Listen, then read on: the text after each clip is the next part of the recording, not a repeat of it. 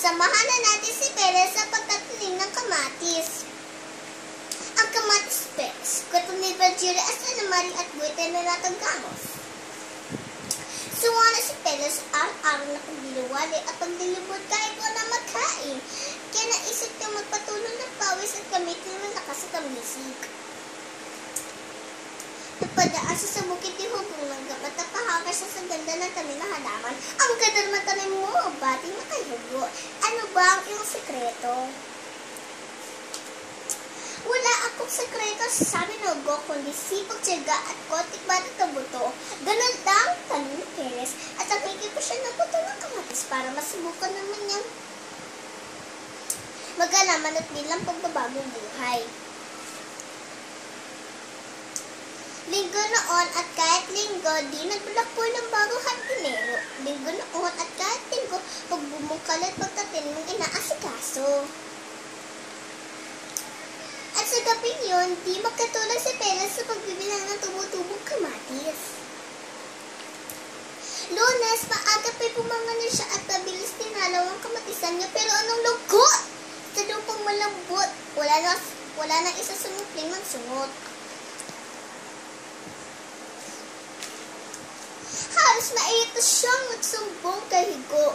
Pero tumawa si Hugo at ang sabi, huwag kang apurado. Talagang ang magtanim ng kamatis ay bibiro. Kung tagtilig pa at tiyak tanim mo'y tutubo. Martes, patapos pagdinig si Perez, magkapon siyang nagpuntay sa tanim ng kamatis.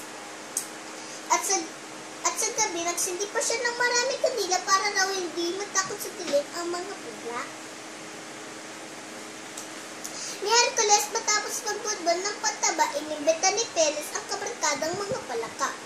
At kahit umuulan, maghapon silang umawi para raw sumigla ang mga punang kamatis.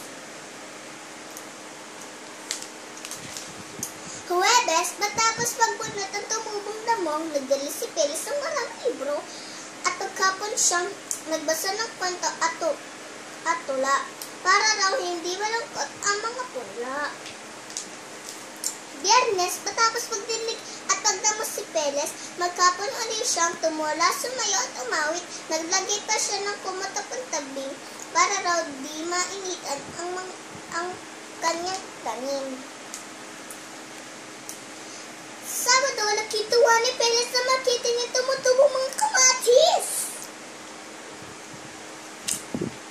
Ilang araw pang lumipas, mga kamatis ni Perez ay lumaki at bulaklak. Pare, lusog naman ang mga kamatis mo. Ang batik kay Perez na dumalo na si Hugo.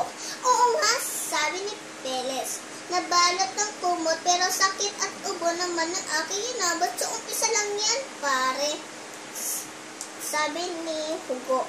At naiwan si Perez na ubo-ubo pero masayang hinahagod ang titig ng lumalaki mga bungan ng kamatis.